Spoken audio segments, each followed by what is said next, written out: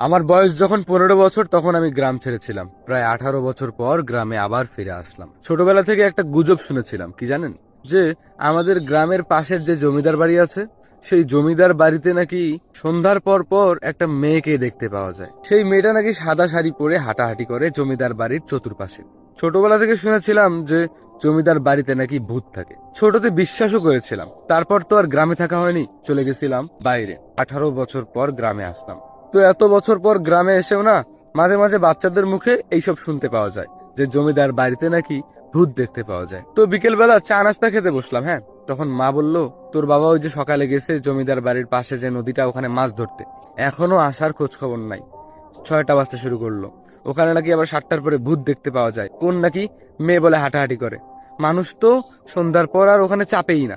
তোর বাবার এখনো আসার খোঁজ খবর নাই। এরপর আমি বললাম যে আরে মা, টেনশন নিও না, ওসব ভূত টুত বলতে কোনো কিছু হয় না, ঠিক আছে? আমি দেখতেছি, আমি ওইদিকে যাবো একটু হাঁটার জন্য। তখন মা বললো, না খবরদার ওইদিকে যাবি না, আমি তোর চাচাকে খবর দিচ্ছি, উনি উনি গিয়ে তোর বাবাকে ডেকে নিয়ে আসতেছে, তোর ওইদিকে যাওয়ার কোনো প্রয়োজন নাই।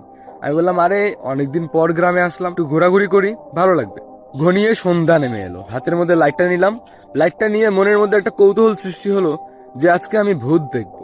এটা কি আসলেই ভূত নাকি মানুষের কোনো চাল? আর মনের মধ্যে শুধু এরকম কৌতূহল হতে লাগলো, ঠিক আছে? তো তারপরে আমি লাইটটা নিয়ে মাকে না বলেই বেরিয়ে পড়লাম। আসলে বড় তো হইছি, এখন কি আগের মতো বাচ্চা আছি যে ভূত দেখে দৌড় মারবো? ভূতের সাথে কথা বলতে হবে যে ভূত তুমি কি চাও, তুমি এখানে ঘোরাঘুরি কেন করো? আসলে ভূত টুত বলতে কিছু হয় না, এগুলা ছোটতে যা মানুষ ভয় দেখাচ্ছিল সেটাই। কিন্তু আসলেই এখন ভূত টুতে এসবে বিশ্বাস হয় না, কোনোদিন কোনো কিছু দেখিও নাই। লাইট নিয়ে যাচ্ছিলাম, কিছু দূর যাওয়ার পরে রাস্তায় বাবার সাথে দেখা। বাবা বললো, কোথায় যাচ্ছিস? ওইদিকে যাওয়ার কি দরকার? এই রাস্তা ধরে এই সন্ধ্যার পরে কেউ থাকে না, তুই এইদিকে না এসে ওইদিকে চলে যা। তোর চাচা আমাকে খবর দিছে, আমি এই মাত্র আসতেছি। আরে একটা মাছও পড়ে নাই জানিস, এই শুধু 2টা বাটা মাছ পাইছি, আর এই যে একটা সিলভার কাপ, এইটাই নিয়ে যাচ্ছি বাসায়। অনেকদিন বাইরে ছিলি, আজকে বাসায় একটু শান্তি করে ভালো মতো খাবি, তাড়াতাড়ি বাসায় আয়। আমি বললাম, আরে বাবা, আমি ওইদিকে যাবো না, এই এমনি একটু আশেপাশে ঘোরাঘুরি করে বাসায় যাচ্ছি, তুমি বাসায় যাও, চিন্তা করিও না। তারপরে আমি বাবাকে ওখান থেকে পাঠিয়ে দিলাম। বাবা চলে গেল। হাতে লাইটটা নিয়ে একটু আগাতে শুরু করলাম। কিছু দূর গিয়ে দেখতে পেলাম মানে পরিত্যক্ত একটা বাড়ি, অনেক পুরানা, ঠিক আছে? সবাই জমিদার বাড়ি নামেই চেনে, আবার অনেকেই বলে রাজবাড়ি, আবার অনেকেই বলে ভুতুরে বাড়ি। তখন বাজতেছিল সন্ধ্যা 7টা, আশেপাশে কোনো মানুষ নাই, এবং কি আমি নিজেই লাইট নিয়ে ঘোরাঘুরি করতেছিলাম। সো কোনো কিছু চোখের মধ্যে পড়লো না। এরপরে আমি এক জায়গার মধ্যে বসে পড়লাম। এক জায়গায় বসে সিগারেট ছিল পকেটে, সিগারেট লাগালাম। ফোনের মধ্যে একটা গান ছেড়ে দিলাম, গান শুনতেছিলাম আর সিগারেট খাচ্ছিলাম। কিছু পুরনো স্মৃতি ভাবছিলাম, যে কিনা ছোটবেলায় আমরা কি ভয় পেতাম এই জায়গাটায়। মানে দৌড়াদৌড়ি করতে আসতাম, কেউ একজন ভয় দেখাতো, আবার খুব দৌড় দিয়ে বাসায় চলে যেতাম। মানে এতটা ভয় পেতাম এইসব ভুট্টুতে। আর এখন এইসব ভুট্টুতে কোনো কিছু বিশ্বাসই হয় না। তো যাই হোক, এরপর সিগারেটটা শেষ করলাম, গান শুনলাম। সো হঠাৎ করে না আমি একটা শব্দ শুনতে পেলাম। কিসের শব্দ জানেন? সেটা হচ্ছে যে কোনো কিছু একটা ভাঙার শব্দ, হয়তোবা কোনো কাচের বোতল ভাঙার শব্দ। হ্যাঁ, সো এরপর আমি চমকে উঠলাম। চমকে উঠে ভাবলাম যে এটা কি আমার মনের ভুল, নাকি আসলেই কোনো কিছু ভাঙার শব্দ হয়েছে বা কেউ কোনো কিছু ভাঙছে। তখনও আমার ভুট্টুতে এসব বিশ্বাস হচ্ছিল না যে আসলে ভুট্টুত বলতে কোনো কিছুই নেই। সো এরপরে আমি লাইটটা ভালো করে মারা শুরু করলাম। সো যখন আমি লাইট মারলাম তখনই না সব কিছু শান্ত হয়ে গেল। এরপর আমি কিছু অনুভব করতে পারলাম যে রাজবাড়িতে কেউ না কেউ আছে, যে কিনা এরকম আওয়াজ করতেছে। সো এরপরে আমার মনের মধ্যে কৌতূহল এতটাই সৃষ্টি হইলো যে আমার রাজবাড়ির ভিতরে ঢুকতে ইচ্ছা করতেছিল। মানে ওই জমিদার বাড়ির ভিতরে, মানে এই পরিত্যক্ত বাড়ির ভিতরে ঢুকে দেখবো যে বাড়ির ভিতরে কি আছে। মানে এরকম কৌতূহল সৃষ্টি হলো মনের মধ্যে, ঠিক আছে? সো এরপরে আমি কি করব বুঝতেছিলাম না। যখন আমি বাড়িটার ভিতরে ঢুকতে ধরলাম, ঠিক তখন আমি কারো পায়ের শব্দ পেলাম হাঁটার, ঠিক আছে? সো তখন আমি একটা জিনিস চিন্তা করলাম, না, ভিতরে এত সহজে ঢোকা যাবে না, ভিতরে ঢুকবো না, একটু পরে দেখি এখানে কি কি হয়।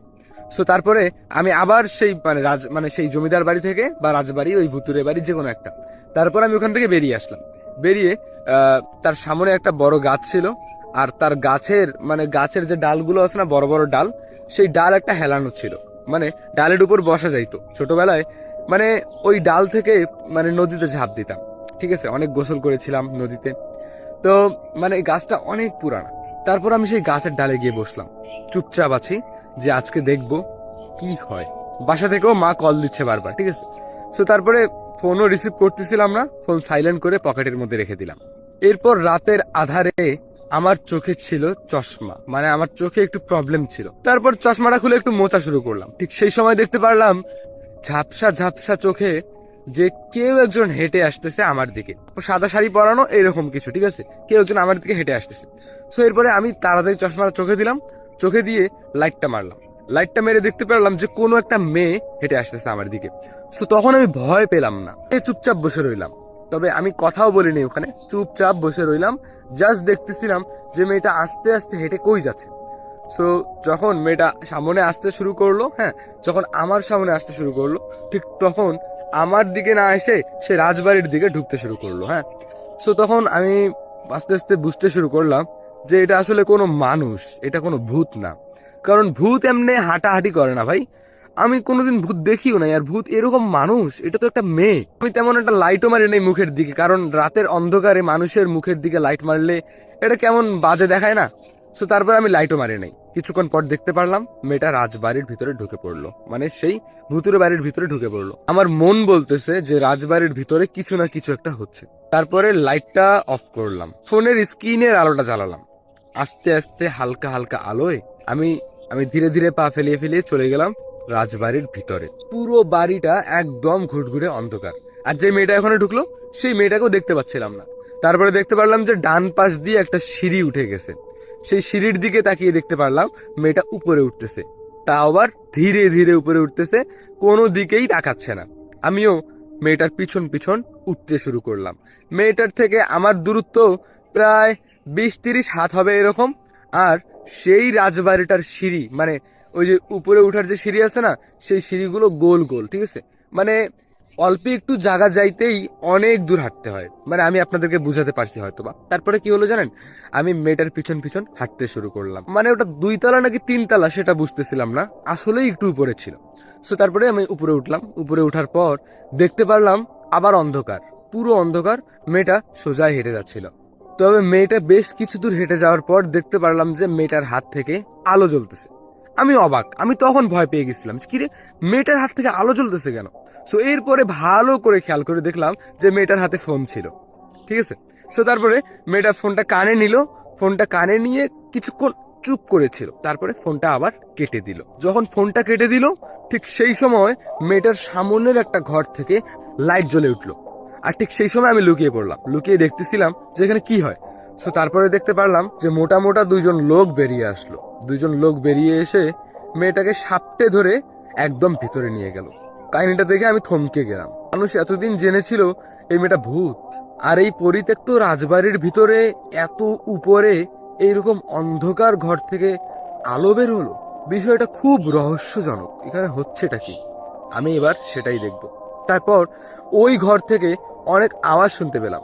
সেখান থেকে বুঝতে পারলাম যে এই ঘরের মধ্যে প্রায় বেশ কিছু মানুষ আছে। আস্তে আস্তে সিঁড়ি দিয়ে নেমে নিচে আসলাম। আবার ওই গাছে এসে বসলাম, মানে গাছের ডালটার মধ্যে এসে বসলাম, চুপ করে বসেছিলাম। বেজে গেল রাত 9টা। বাসা থেকেও কল দিচ্ছে। মাকে ফোন ধরে বললাম যে মা, আমি বাজারে, এই যে 2টা ফ্রেন্ডের সাথে দেখা হলো, তো আমি কথা বলে যাচ্ছি। তখন মা বললো, তুই আবার ওইদিকে নাই তো বাবা, রাজবাড়িতে নাই তো? আমার মনটা কেমন কেমন যেন করতেছে। আমি বললাম, না মা, আমি এইদিকে নাই, আমি বাজারে আসি, এই কথাবার্তা বলে যাচ্ছি, এরকম করে মাকে বললাম। তারপর মা একটু নিশ্চিন্ত হলো। হাজারও হোক মায়ের মন তো টের পাইছেই। তো তারপরে কি হলো জানেন, আমি ওখানে চুপচাপ বসেছিলাম। প্রায় আরো 2 ঘন্টা বসে থাকার পর সেই মেয়েটা আবারও বেরিয়ে আসলো। ঠিক সেম ভাবে সেম রাস্তা দিয়েই যাচ্ছিল। বাহির থেকে লাইট জ্বালা আছে কিনা তা বোঝা বড় মুশকিল। তারপর যখন মেয়েটা যাওয়া শুরু করলো, তারপর আমি ভাবলাম যে এবার আমি মেয়েটাকে ধরবো, মেয়েটাকে দেখবো, এবং মেয়েটা ভিতরে গিয়ে কি করলো সেটা আমি তার কাছে জিজ্ঞেস করব, এবং সে মানুষ না ভূত আমি আজকে সেটাই দেখবো। তো তারপর আমি মেয়েটাকে বললাম যে আপনি দাঁড়ান। তখন দেখলাম যে মেয়েটা আমার কথা শুনতেছে না, মেয়েটা আগানো শুরু করলো। এরপর আমি বললাম যে শুনেন, আপনি যেই হন, আপনি এক পাও আগাবেন না, আপনার সাথে আমি কথা বলতে চাই। তখন মেয়েটাও কোনো সারা শব্দ দিচ্ছিল না, মেয়েটা আরো স্পিডে হাঁটা শুরু করলো। হ্যাঁ, সো তারপর আমি দৌড়ে সামনে গেলাম। মেয়েটার সামনে গিয়ে দাঁড়াতেই আমার ফোনের স্ক্রিনটা অফ হয়ে যায়। তারপর আমি লাইটটা জ্বালালাম, লাইটটা জ্বালিয়ে মেয়েটার মুখের দিকে মারলাম। কেমন যেন চেনা চেনা লাগতেছিল, তারপরেও আমি চিনতে পারি নাই, আসলে অনেক বছর পর গ্রামে আসলাম তো। সো তারপরে আমি তাকে জিজ্ঞেস করলাম, আসলে তুমি কে, তোমার নাম কি, তুমি সাদা শাড়ি পরে এখানে হাঁটাহাঁটি কেন করো, তোমাকে দেখে মানুষ ভাবে ভূত,